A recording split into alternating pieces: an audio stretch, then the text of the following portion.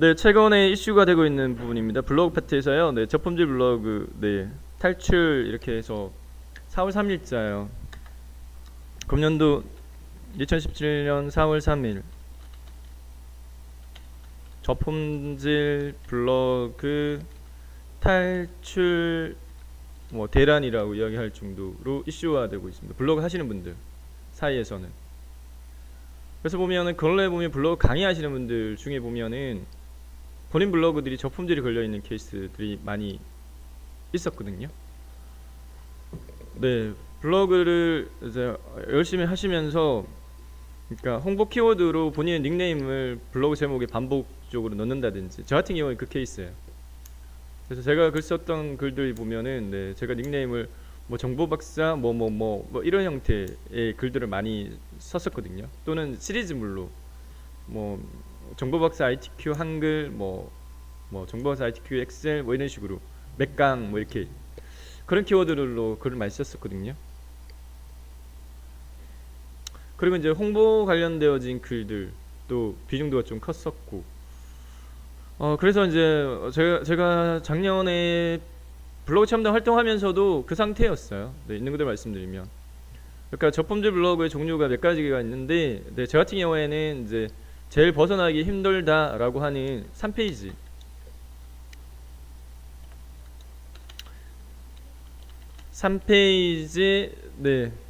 저품질 블로그로 지정되어 있었어요.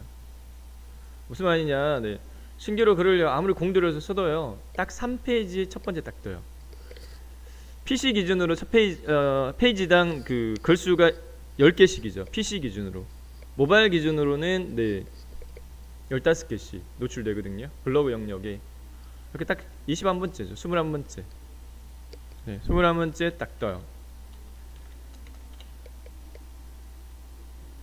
그래서 모바일에서는 그나마 2페이지 정도 되니까 15페이지 다음 페이지에 뜨긴 하니까. 그런데 PC에서는 3페이지 이상은 잘 안 보거든요. 일반적으로 첫 페이지, 2페이지 정도, 3페이지 넘어가면 일반적으로 잘 안 보니까 노출도가 낮아지는 거죠. 확연하게.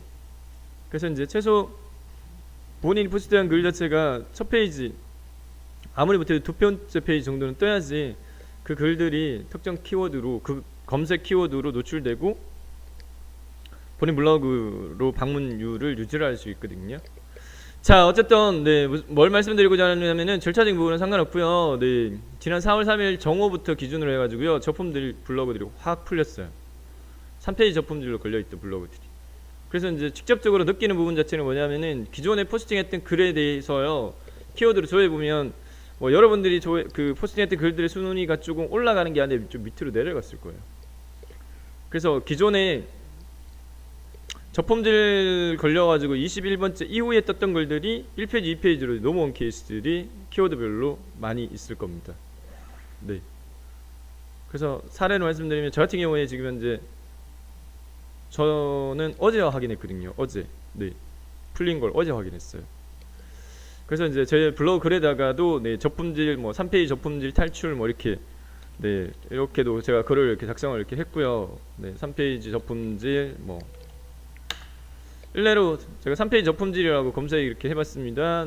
해서요. 블로그 영역에 이렇게 찾아보면요, 제가 쓴 글이 여기 뜨죠. 첫 페이지에 7번째 정도 노출되고 있습니다. 3페이지 저품질 또는 저품질 블로그 탈출 이런 거 키워드로 제목을 이렇게 잡아놨거든요.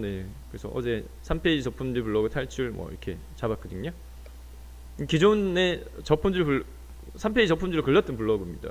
제가 계속 몇 년 동안 유지해오던 정보박사 소셜 마케팅 블로그. 근데 제가 원래 수업 시간에 이 블로그에 글을 잘 안 쓰거든요. 왜냐, 노출이 잘 안 되니까. 그걸 알기 때문에 별로 이제 신경을 안 썼던 건데 어제 풀렸어요. 그래서 기존의 정보박사라는 검색으로도 검색을 하게 되면 제가 제목에 이런 식으로 해요. 여기다 제목 용역에 정보박사 이렇게 나눴잖아요. 이 닉네임을 이제 다른 사람이 많이 쓰진 않거든요. 닉네임 자체를. 그래서 이걸로 검색하면 제게 상위에 떠야 되는데 안 떴어요. 근데 지금 검색해 보면은 이런 식으로 어제 썼던 게 제일 상위에 떴고요. 그 다음에 여기서부터 이하 제가 쓴 글들이 쭉 다 노출되고 있어요. 또는 아예 정보각사를 통합 검색을 하면 이미지 같은 것들도 다 이제 떠요. 작게. 블로그 영역에 작게 다 뜨고 이렇게. 자, 그래서요, 이제 블로그 과정이기 때문에 저희가 이제 저품질 블로그 이 표준 용어는 아니거든요. 블로그 하시는 분들의 용어입니다. 최저가 블로그도 마찬가지고 표준 용어가 아니에요. 네이버에서는 뭐 최저가 블로그예요, 저품질 블로그예요 이렇게 이야기하지는 않거든요. 최저가 블로그라는 부분은 이제 본인이 네이버 검색 엔진에 노출되어지는 그 방법 다 공개되어 있잖아요. 저희가 이전에 상위 노출 블로그를 쓰기 8가지 방법 뭐 이렇게 해서 제목에 반드시 키워드 넣고 본문 내용에 해당 키워드를 반복적으로 넣어라. 그 다음에 뭐 글만 적지 말고 이미지와 동영상도 포함시켜 놓고 뭐 그런 방법 있잖아요. 그 방법으로 이제 글을 썼을 때 해당 본인 글 자체가 그 첫 페이지 땅에 뜬다라고 하는 게 일반적으로 이제 최적화되어진 검색 엔진에 최적화되어진 뭐 블로그다 이렇게 표현을 하고요. 저품질 블로그 같은 경우에는 네이버에서는 실제적으로 블로그를 통한 수익이 그렇게 많지가 않습니다. 애드포스트라고 해서 검색 광고, 네이버 검색 광고, 해당 그 텍스트 광고를 글 하단부에 띄워가지고 수익을 삼고는 있지만 클릭당 그 비용이 그 수익이 발생하기 때문에 그렇게 높지 않아요. 실제적으로 네이버가 선호하는 건 네이버 검색 광고죠. 말 그대로 이렇게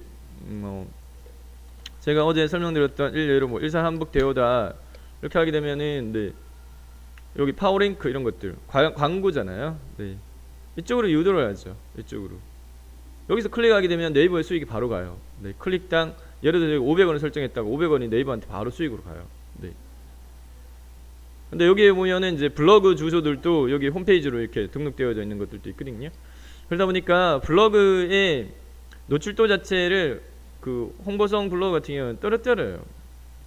근데 이제 떨어뜨리지 않고 유지하기 위해서는 이제 홍보성 블로그 형태로 글을 작성 안 하셔야 되는 거죠. 무슨 말이냐면은 업체 블로그인데도 보면은 노출도가 그대로 유지되는 것들도 있어요. 예를 들어서 김장 하는 학독 같은 경우에 일례로요. 제가 그냥 아는 사례를 그냥 말씀드립니다. 학독이라는 키워드를 제가 검색을 했어요. 여기 보시면은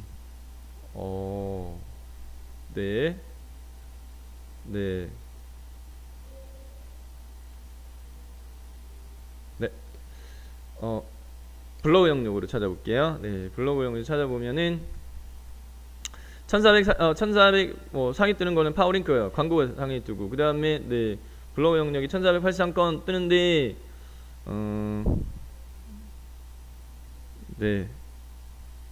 이조전통기 여기가 제가 좀 아시는 분인데 근데 이분 같은 경우에도 노출도가 좀 떨어졌어요. 그래서 이분이 이조전통기가 운영하는 블로그에 해당 이 글들이 노출이 잘 안 돼요. 그러니까 이제 다른 분들한테 이제 뭐 다른 분이 써준 글 자체가 오히려 상위에 뜨고 있습니다.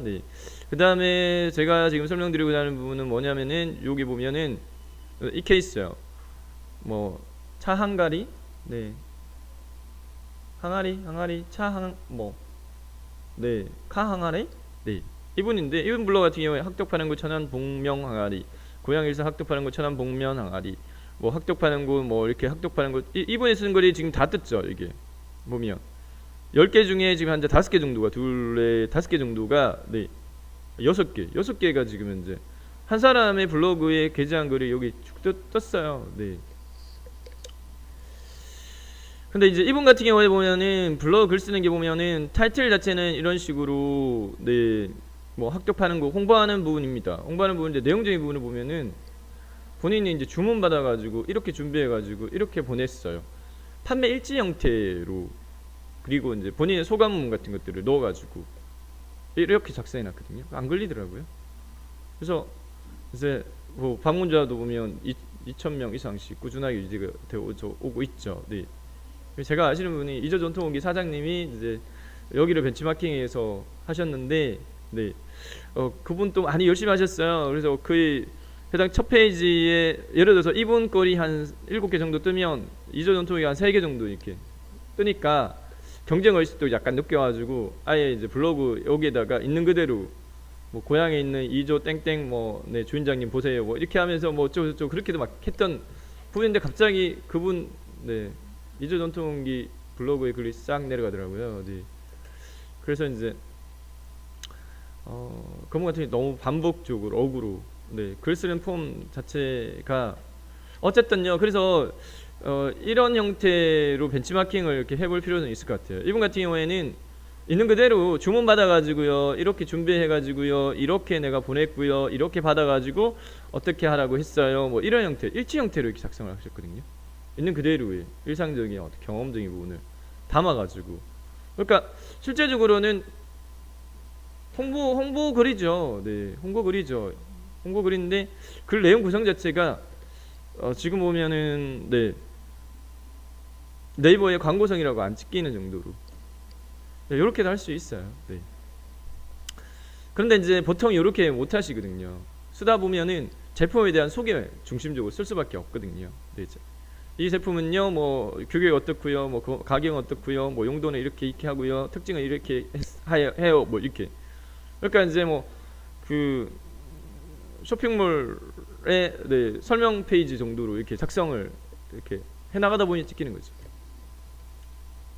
자, 어쨌든요, 네, 설명을 다시 돌아와서 거꾸로요. 네, 저품질 블로그 종류 뭐 이렇게 네, 다뤄드리려고 했던 부분이고, 그 다음에 예방법 설명드리는 건데, 예방법이 지금 현재 제가 말씀드린 그대로입니다.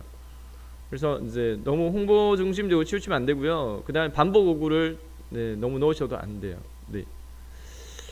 저품질 블로그의 종류는 최신순 저품질이 있다. 네. 여기도 보면 대표적으로 저품질 종류로 글을 쓰는 족족 이렇게 해놨죠. 이유가 있습니다. 저품질 이런 키워드를 네이버는 안 좋아해요. 네. 이런 키워드를 안 좋아해요. 그래서 이 케이스 같은 경우에 저점품.질 이렇게 네, 이렇게 해놨죠. 여기는 저품질 이렇게 했는데 네. 너무 이 키워드를 반복해서 글 쓰는 경우도 안 좋아요. 제가 아시는 분도 네, 잘 나가시다가요 갑자기 안 보이는 거예요. 네, 재작년 정도 됐습니다. 어제 보니까 올리더라고요. 자기도 풀렸다고. 풀렸는데 기존에 방치하신 거예요. 방치. 그러니까 저품질 걸렸다고 해서 노출 안 된다고 해서 방치해버리면은 다시 거의 뭐 이 노출도가 네, 이전처럼 보장이 안 돼요.